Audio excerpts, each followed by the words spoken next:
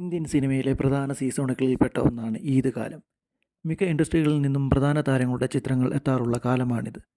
ഇത്തവണയും അതിന് മാറ്റമില്ല. മലയാളം, തമിഴ്, ഹിന്ദി സിനിമകളിൽ നിന്നെല്ലാം ഇക്കുറി പ്രധാന ചിത്രങ്ങളുണ്ട്.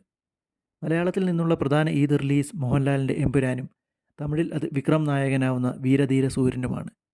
ഇപ്പോഴിതാ തമിഴ്നാട്ടിൽ നിന്നുള്ള ഇരു ചിത്രങ്ങളുടെയും ഏറ്റവും പുതിയ അഡ്വാൻസ് ബുക്കിംഗ് കണക്കുകൾ പുറത്തെത്തിയിരിക്കുകയാണ്.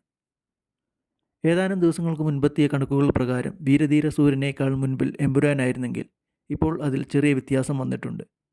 പ്രമുഖ ട്രാക്കർമാരായ സിനി ട്രാക്കിൻ്റെ കണക്കനുസരിച്ച് റിലീസ് ദിനത്തിൽ തമിഴ്നാട്ടിലെ 1252 ഷോകളിൽ നിന്നും വിക്രം ചിത്രം നേടിയിരിക്കുന്നത് 1.30 കോടിയാണ്. ചിത്രത്തിൻ്റെ 88,516 ടിക്കറ്റുകളാണ് വിറ്റുപോയിരിക്കുന്നത്. അതേസമയം എമ്പുരാൻ്റേതായി തമിഴ്നാട്ടിൽ 719 ഷോകളിൽ നിന്നായി 56,343 ടിക്കറ്റുകളാണ് വിറ്റുപോയിരിക്കുന്നതെന്ന് സിനി ട്രാക്ക് അറിയിക്കുന്നത്. അതിൽ നിന്ന് നേടിയിരിക്കുന്ന കളക്ഷൻ 1.07 കോടിയും. റിലീസ് ദിനത്തിലേക്ക് മാത്രമുള്ള കണക്കുകളാണിത്. കഴിഞ്ഞ ദിവസം 11 മണി വരെയുള്ള കണക്കാണിത്. ആക്ഷൻ ത്രില്ലർ ഗണത്തിൽപ്പെടുന്ന വീരധീര സൂര്യനിൽ വിക്രത്തിനൊപ്പം എസ്.ജെ. സൂര്യ, സുരാജ് വെഞ്ഞാറമൂട്, തുഷാര വിജയൻ തുടങ്ങിയവർ കേന്ദ്ര കഥാപാത്രങ്ങളെ അവതരിപ്പിക്കുന്നു.